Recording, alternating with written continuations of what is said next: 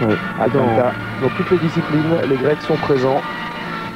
Il y a une grande qualité, notamment du côté des juniors, pour préparer tous ces gymnastes au plus haut niveau international.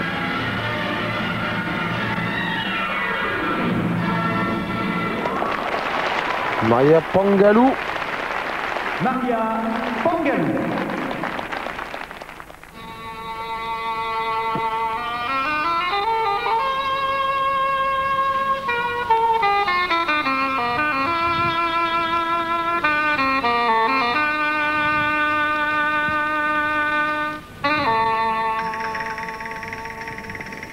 Au sol pour la Russie, Dimitri 9.725 pour cette évolution à la corde. Maria Pangalou qui permet à la Grèce de rester collée au peloton de tête pour le moment. Et voici incontestablement celui qu'il va falloir suivre dans cette nouvelle Olympiade 97-2000. Du côté de la Russie, Dmitri Vassilenko. Beaucoup de spécialistes pensent que nous avons là un futur champion olympique potentiel. Et tentative ici de combinaison vers l'avant, salto avant vrille, salto avant groupé, et ça n'a pas marché. Et double avant sur le côté du praticable, là qu'on voit justement que les gymnastes profitent de chaque espace pour mettre des difficultés. Double arrière tendu en troisième acrobatie.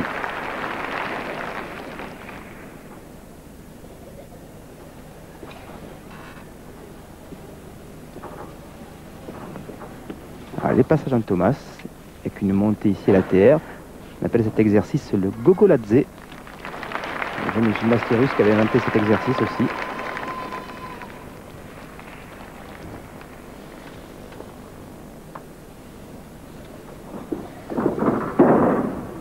Une vrille et demie.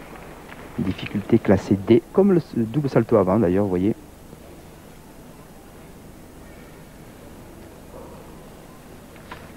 Préparation pour la fin de cet exercice au sol pour Dmitri Vassilenko.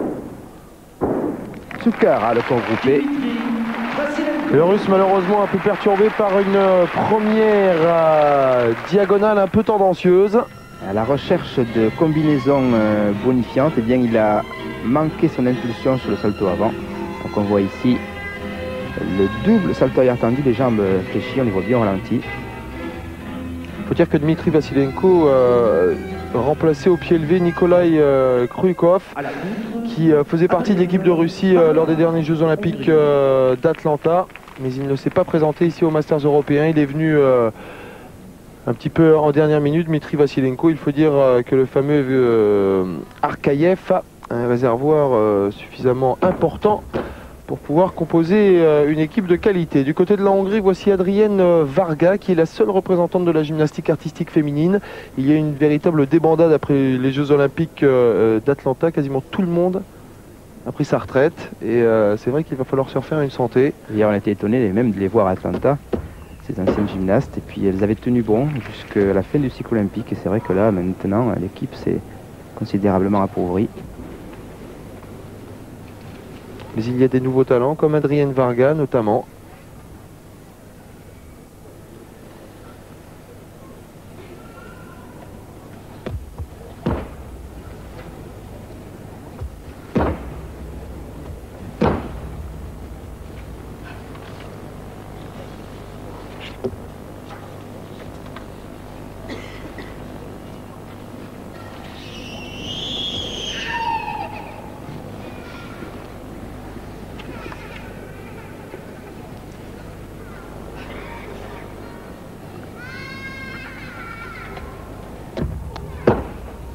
Salto avant groupé. Ça a l'air d'être sa spécialité puisqu'elle avait déjà exécuté en entrée de mouvement.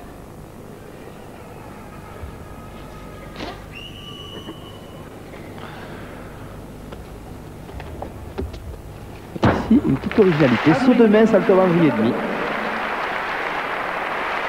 Adrienne Varga, 6e par équipe lors des derniers championnats d'Europe. Il va falloir la cajoler, hein, Adrienne Varga, car maintenant c'est la numéro 1 de cette équipe de Hongrie. Et le travail extrêmement important sur cette poutre large de 10 cm. La note 9,125 pour Varga, ce qui fait passer le total de l'équipe de Hongrie à un peu plus de 81 points. Pour la Grèce, voici au sol Vasiliki Savdaridou. On parlait du gros potentiel des Grecs dans toutes les disciplines gymniques. Voici une démonstration avec Vasiliki Savdaridou du côté des dames. Elle était présente chez les juniors. Elle est encore présente chez les seniors, même si elle a un tout petit peu de mal à franchir un palier supplémentaire. Tempo double saltoria carpe pour débuter.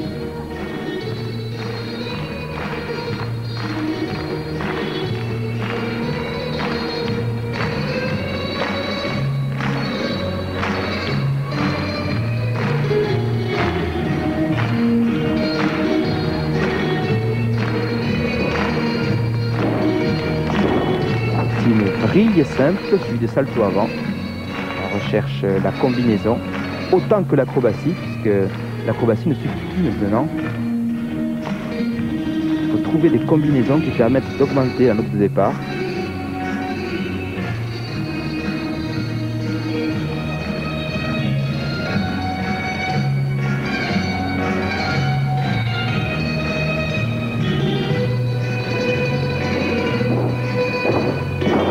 Salto avant vrille suivi de salto avant carpe.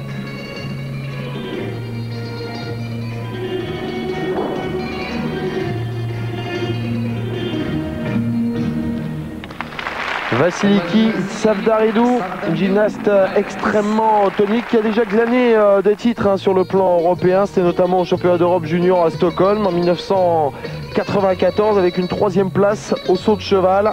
Le sol et le saut, voici ses deux agrès préférés pour cause.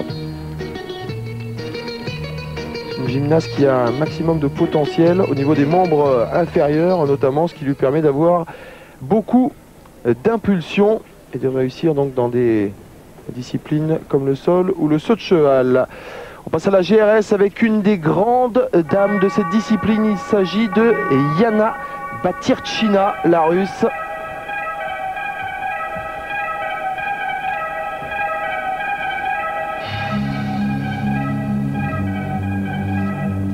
Championne olympique derrière Yekaterina Serebrianskaya, Atlanta.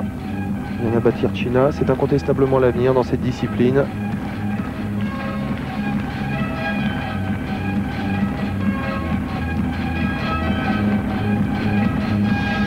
C'est une gymnaste qui étonne toujours par son style dynamique, enjoué.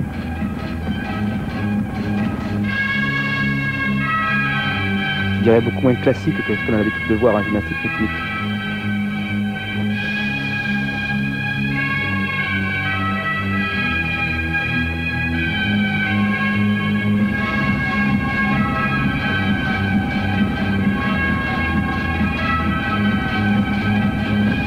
Une gymnaste qui n'a pas encore 18 ans.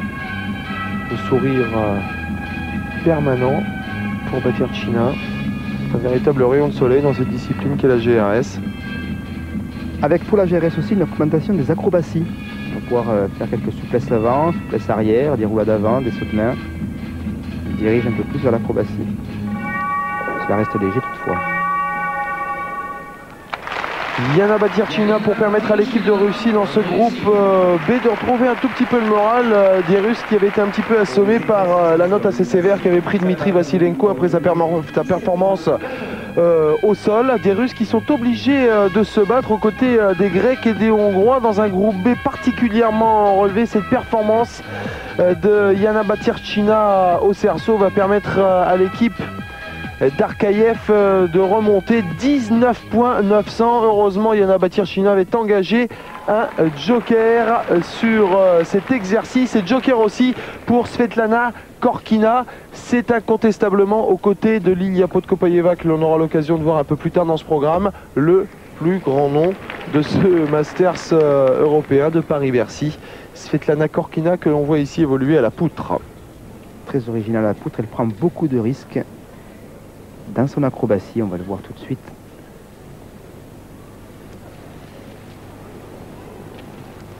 C'est parti. Kick-flac d'un pied et vrillou, là c'est trop juste et ça tombe. La gymnaste doit remonter immédiatement sur la poutre, sans attendre. chute en vrille, donc 5 dixièmes.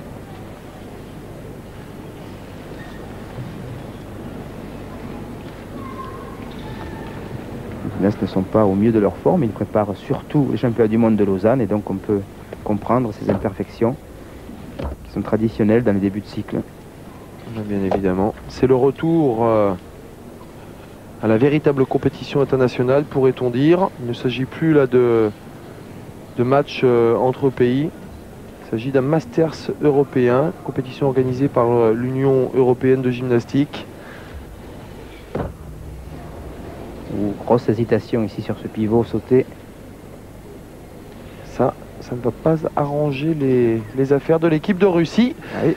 Pour le moment, connaît quelques difficultés avec la sortie. Encore et toujours en vrille pour Svetlana Korkina. Ça, c'est une de ses grandes particularités. À la longiligne russe qui a réalisé une performance plus que moyenne sur cette évolution à la poutre. Svetlana Korkina qui n'obtient que 8 points 687. On se retrouve dans quelques instants. De retour au POPB. Pour la suite de ces Masters européens de gymnastique avec du côté de la Hongrie, voici un grand nom aussi de la GRS. Il s'agit de Victoria Frater qui est présente sur le circuit international depuis plus de 10 ans maintenant. Elle est encore là, Victoria Frater, avec toujours cette grande qualité. C'est incontestablement la numéro 1 de la GRS en Hongrie, mais là aussi il va falloir préparer la relève assez rapidement parce que Victoria Frater ne sera pas là de manière indéterminée, mais regardez. Encore beaucoup de peps dans cette évolution au ruban.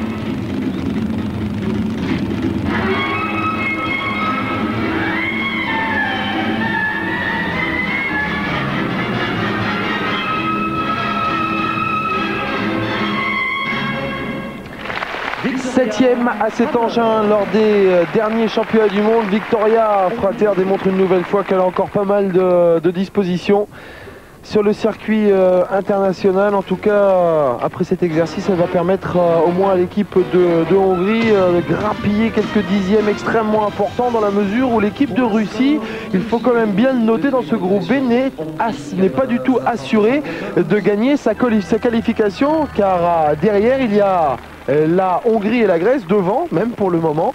9,587 pour Victoria Frater qui permet à l'équipe de Hongrie pour le moment de prendre les devants. Et pour la Russie, il va falloir passer la vitesse supérieure. Ça va commencer par Dmitri Vassilenko. Au saut de cheval, il a engagé un joker. La note compte donc double. Pas droit à l'erreur. Oh, l'une double salto avant groupé, c'est juste. C'est très très juste. Manquait un petit peu d'élévation des jambes au premier envol.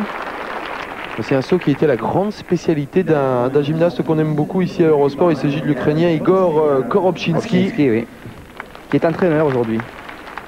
Igor Korobchinski qui avait fait un retour absolument époustouflant aux Jeux Olympiques d'Atlanta, car il faut savoir qu'il avait subi une double blessure absolument incroyable lors des championnats du monde de Sabaé. Blessure au sol avec les deux tendons d'Achille touchés. Il était présent à Atlanta tout de même. On a vu la note de Dmitri Vassilenko, 9,450, ce qui permet à l'équipe de Russie de grappiller des points. 9,450 avec ce nouveau code de pointage, c'est extrêmement intéressant comme note. Voici maintenant Yelena Grosheva au sol. Il y a un double avant de la rondade, on appelle un twist double avant. Tempo, double vrille et demi, salto avant carpé. Là aussi on recherche la combinaison, la difficulté enchaînée.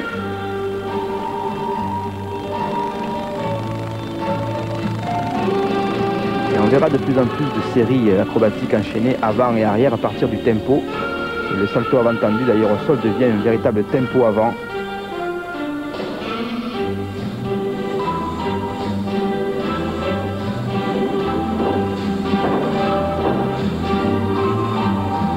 Yelena Grocheva, qui après avoir connu une belle carrière, notamment du côté des juniors, par la suite c'était un peu éclipsée, mais elle est revenue au sein de cette équipe de Russie, un petit peu au profit de l'éviction de Fabrice Nova. Une éviction qui a eu lieu notamment pendant les Jeux Olympiques d'Atlanta. Elle n'avait pas accepté le fait d'être réserviste, elle était carrément partie et Grocheva elle avait été introduite dans cette équipe de Russie. Finalement elle y a fait son trou, elle a encore quelques belles années devant elle. Même si ça sera dur d'aller jusqu'à Sydney. Double salto arrière carpé, ça sort du praticable. La gymnaste est pénalisée parce qu'elle a mis les 2 pieds dehors de la ligne blanche. Ouais. Et la malchance continue pour l'équipe de Russie. Ça, c'est un petit peu symptomatique lorsque l'on a la pression sur un exercice, lorsque l'on sait qu'il faut absolument glaner des points. Ça passe pendant les 3/4 de l'exercice et sur la dernière rotation, eh bien, il y a cette sortie de praticable. Après un mouvement somme toute correct, il faut le dire, de la part d'Elena Grocheva. 9.525 tout de même pour cette évolution au sol. Elle s'en sort très bien, Yelena Grocheva. Et les Russes qui vont pouvoir passer la vitesse supérieure avec le passage maintenant de Yana Batirchina, toujours aussi étincelante. Elle évolue maintenant avec comme engin le ruban. En train de placer son engin. Regardez bien, c'est une gymnaste qui a une qualité de pivot, une qualité de souplesse absolument extraordinaire. Alors elle enroule son ruban autour du pied. Et ça, c'est une de ses particularités.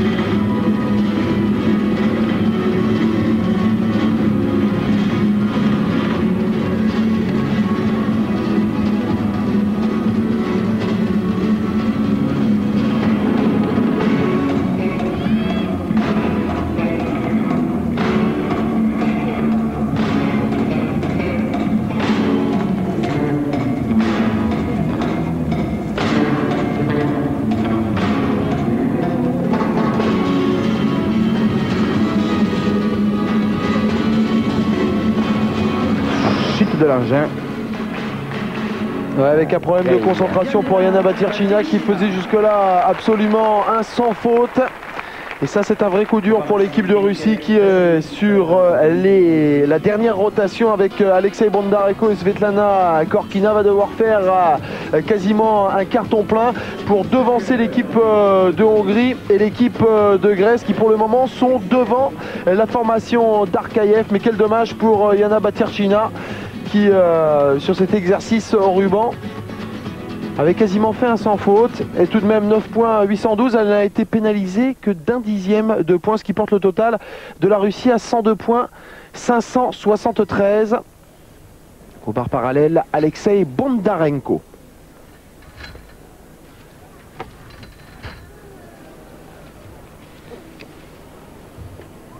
C'est certainement au bar parallèle que le code de pointage pose le plus de problèmes pour les gymnastes. Ici, une valse et demie arrivée à la taille arrière, suivie d'une bascule et tour complet en valse. Demi-tour à l'appui tendu renversé. Saut périlleux au-dessus, le salto au-dessus et double salto arrière carpé. On a vu une tenue absolument parfaite. Ah, c'est pas mal, hein? Ouais, de la part d'Alexei Bondarenko. Voici la nouvelle génération de l'équipe de Russie. Cette génération sur laquelle va se poser on parlait de Leonid Arkaïev, mais Bondarenko n'est pas mal non plus. Hein. Yelena Batirchina a obtenu le ruban 9.812.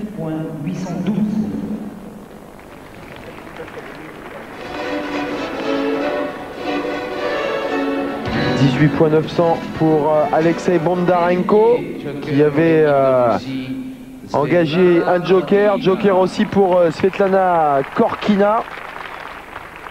Alors à l'occasion de la première journée, il faut quand même le dire, Laurent, le répéter pour nos téléspectateurs, c'est qu'on a le droit à l'introduction de 3 jokers. Ça ne sera plus le cas à l'occasion des demi-finales et de la finale, bien évidemment, où là, il n'y aura plus qu'un joker. Voici les barres asymétriques de Svetlana Korkina. Elle présente un élément vraiment très original. Ici, on va regarder cet exercice, un salto arrière tendu entre les barres, suivi d'un Stalder. Et regardez ce passement filé avec demi-tour de la barre inférieure à la barre supérieure. Prise d'élan et double salto arrière groupé avec grille. A noter cette prise d'élan avant la sortie qui rejoint le travail des masculins à la barre fixe. Ouais, et Svetlana Korkina, regardez cette particularité, c'est une gymnaste extrêmement grande, extrêmement longiligne, elle compense justement cette grande taille par des mouvements extrêmement fluides. Elle a moins de possibilités par exemple de faire des acrobaties par rapport à sa compatriote Yelena Grosheva, hein, à qui elle rend carrément 20 cm. Et regardez tous ces passements filés entre les barres, c'est parfaitement linéaire, parfaitement fluide. Parfaitement réalisé de la part de Svetlana Korkina qui se rattrape bien sur ce coup sur les barres asymétriques. En tout cas, ça va permettre à l'équipe de Russie sur ces 2 derniers exercices réalisés, 1 par Bondarenko, 2 par Korkina, de prendre finalement la première place de ce groupe B devant l'équipe de Hongrie. Et la Grèce malheureusement est éliminée. Regardez, ça s'est joué absolument à rien, même pas un point et demi. Donc la Russie qui a eu chaud en début de groupe B finalement, qui se qualifie aux côtés de l'équipe de Hongrie. On va tourner une petite page de pub et on se retrouve dans quelques instants. Qui a eu des problèmes, qui a eu du mal vraiment à rentrer dans ce nouveau style de compétition à l'occasion de ce premier Masters européen de gymnastique ici au Palais Omnisport de Paris-Bercy. Finalement, les troupes d'Arkaïev s'en sont bien sorties. Elles ont réussi à terminer première de ce groupe B, juste devant une surprenante équipe de Hongrie qui a été régulière, qui a été bien présente. Il va falloir faire attention à cette équipe de Hongrie. L'équipe de Grèce, donc dans le groupe B, est éliminée. Si vous venez tout juste de nous rejoindre, je vous rappelle que dans le groupe A, la France a terminé première. Une équipe de France qui, elle aussi, a connu des problèmes en début de compétition. Finalement, les Français s'en sont bien sortis. C'était important de terminer premier, car par la suite, ce sont des matchs croisés. Si la France terminait deuxième, elle avait de grandes chances de rencontrer la Russie par la suite. Et ça, ce n'était pas tout à fait bon. Dans le groupe A, donc, la France terminait premier, juste devant l'Italie, éliminée la Grande-Bretagne. Donc, on est donc 4 équipes qualifiées pour le moment. On passe maintenant au groupe C où sont engagées l'équipe d'Ukraine, l'équipe de Bulgarie et l'équipe d'Espagne. Les Espagnols qui évoluent ici en GRS à la corde avec Alba Caride.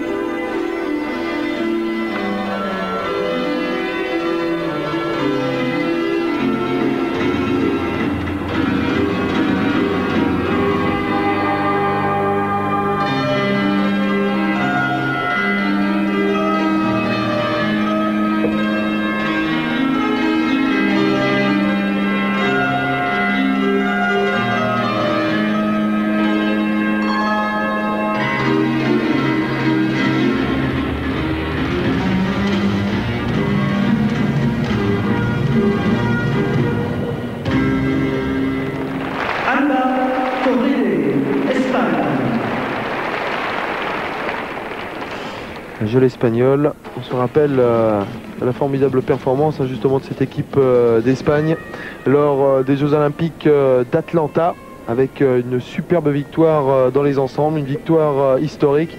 C'est-à-dire qu'on avait vécu une compétition absolument superbe avec l'ensemble français aussi qui avait terminé au pied du podium véritablement. Alba Caride 9,637, ça démarre pas mal pour l'équipe d'Espagne. Et on va continuer bien évidemment sur le rythme de la GRS car là il y a vraiment une grande dame de la discipline. Il s'agit tout simplement de la championne du monde, de la championne olympique en titre. Il s'agit de Yekaterina Serebrianskaya qui évolue au cerceau.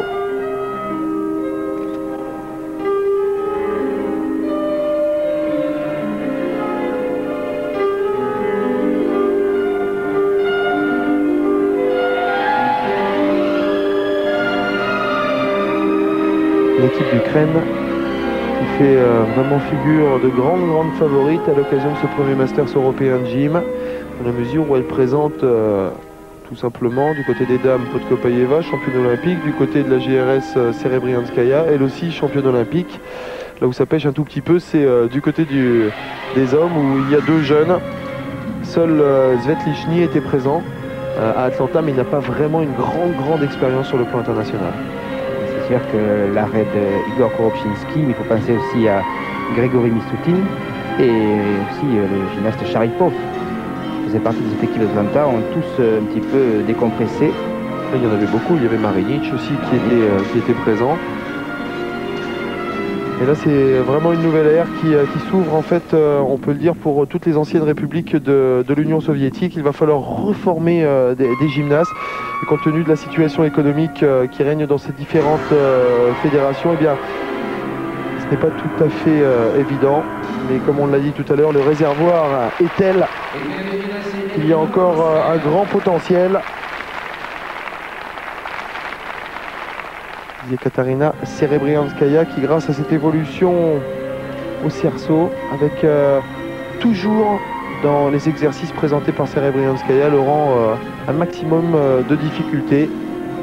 Il y a beaucoup de travail au sol et d'acrobatie. Je vous l'ai dit tout à l'heure, on va de plus en plus voir de souplesse arrière, souplesse avant.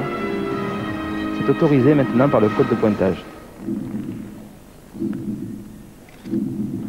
19,900 pour Yekaterina Serebrianskaya, les Ukrainiens qui de manière très intelligente avaient misé un joker d'entrée sur leur championne olympique en GRS. En voici une autre de championne olympique, on vous en parlait.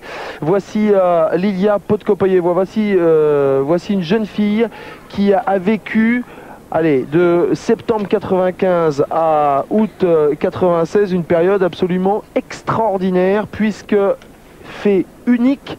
Elle a enchaîné championnat du monde, championnat d'Europe, Jeux olympiques, sans coup férir. La voici qui passe au saut de cheval avec un tout petit problème d'impulsion là. Sur la réception, une petite faute, il s'agit d'une rondade demi-tour lune, salto avant carpe, demi-tour. Regardez, rondade demi-tour, lune, salto avant carpe et demi-tour dans la deuxième phase. Et ouverture, vous l'avez dit Jean-Charles, un petit peu trop tôt. Et la réception s'en fait ressentir tout de suite. Aux anneaux, excusez-moi, 18-40.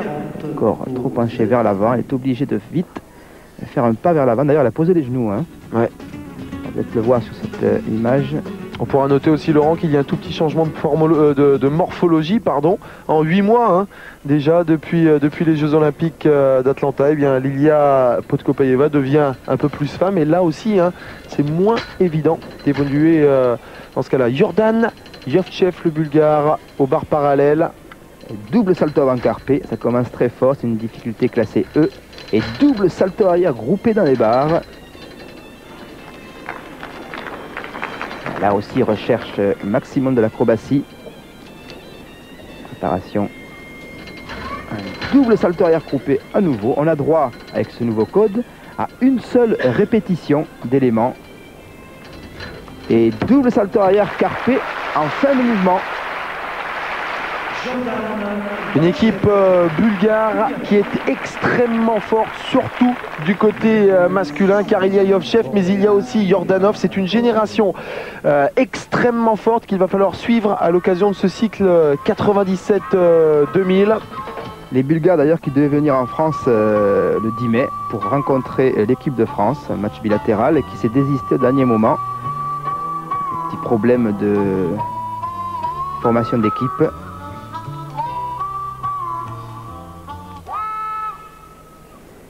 « 8,850 », la note extrêmement sévère tout de même, pourrait-on dire, au bar parallèle. C'est vrai, mais il n'y a pas de combinaison valorisante, juste de l'acrobatie, et donc ça ne paye pas. Pour les Espagnols, voici Jesus Carballo aux anneaux. Ici, soleil dorsal, on appelle le Li-Ning. Li-Ning, grand vainqueur de la Coupe du Monde, oh ça remonte. 86, Jean-Charles, c'est vrai. C'était à Pékin, chez lui, devant son public. Oh, le Gusoki corps tendu. Très beau. Gusoki à nouveau. Rétabli à la putain du renversé. Alors là, il y a une liaison d'éléments. Et il enfile le corps tendu, double salto arrière tendu avec vrille. Et puis on a vu un petit passage de l'anneau gauche devant le corps. C'est assez dangereux car s'il s'en mêle les pieds, eh bien, tout de suite, cela va occasionner une chute. Je ne sais pas si on aura l'occasion de revoir la sortie, mais c'est assez impressionnant. Jesus Carballo qui devient de plus en plus fiable sur l'ensemble des agrès maintenant, lui qui est surtout un grand spécialiste à la barre fixe. Jesus Carballo, 8,650 sur cette évolution aux anneaux, et l'équipe d'Espagne qui va devoir se battre, hein, elle aussi, hein, pour ne pas être éliminée dans un groupe extrêmement fort.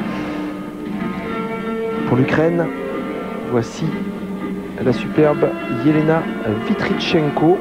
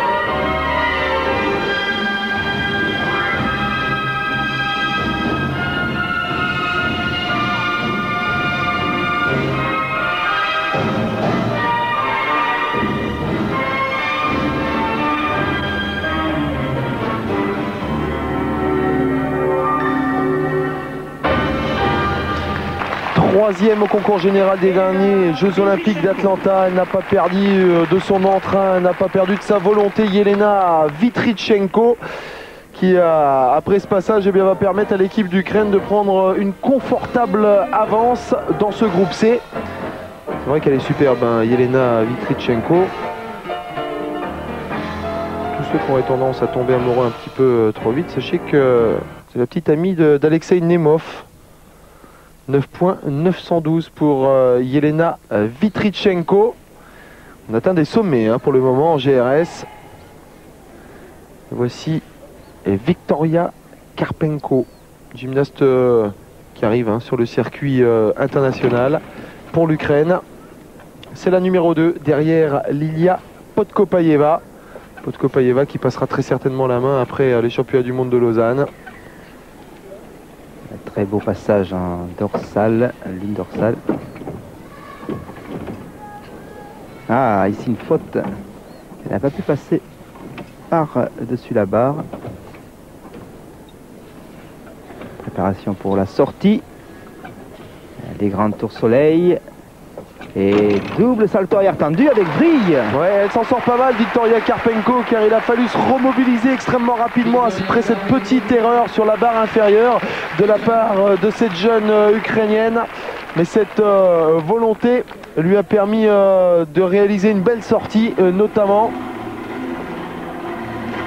Et l'Ukraine, après la première partie de cette poule C, est assez largement en tête. Grosse bagarre derrière entre la Bulgarie et l'Espagne. De retour au Palais Omnisport de Paris-Bercy pour la suite de cette poule C. Premier Masters européen de gymnastique, une poule C où sont engagés l'Ukraine, la Bulgarie et l'Espagne. Pour le moment, l'équipe d'Ukraine domine assez largement grâce notamment à la qualité des exécutions réalisées par ces deux gymnastes de la rythmique, à savoir Yekaterina Serebrianskaya et Yelena Vitrychenko, qui engrangent véritablement les points. Et en plus, comme on est intelligent du côté ukrainien, on met les jokers sur les filles de la GRS. On voit ici évoluer Yekaterina Serebrianskaya, c'est au ruban et c'est superbe. Et de manière générale, ce sont les gymnastes de la gymnastique rythmique et sportive qui amènent le plus de points.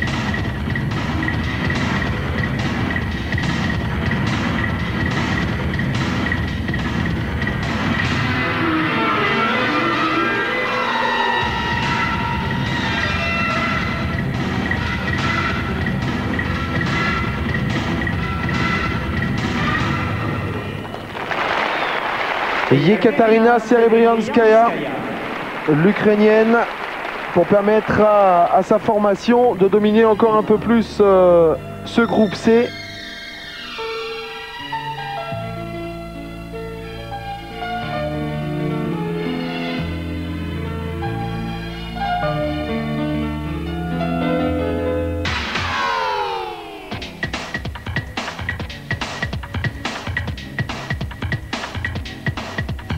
Et la note est immédiate, 9 points, 950. Et un total à plus de 95 points déjà pour l'équipe d'Ukraine que l'on retrouve avec Alexander Svetlishny au cheval d'arçon. C'est une balade vers l'arrière qu'on appelle le Shivado. Passage toujours obligatoire, les ciseaux. Une exigence, le bassin au-dessus des épaules maintenant.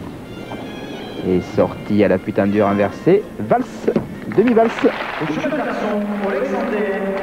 C'est passé. Alexander Svetlishny qui a maintenant la rude tâche d'être le numéro 1, le chef de file de cette formation ukrainienne. 9 points, 95. Il vient de voir l'entraîneur de cette équipe ukrainienne, notamment de Igor Korobchinski et Anatoly Chemiakin. Il s'en tire pas mal là sur cet exercice aux arçons. 9 points, 500, Alexander Svetlishny est de retour à la GRS. C'est vrai qu'on est gâté dans ce groupe C avec les Bulgares, l'Espagne et l'Ukraine. 3 des formations les plus fortes sur le circuit international. Voici Almuneda, Sid, Tostado pour les Espagnols qui évoluent au Massue.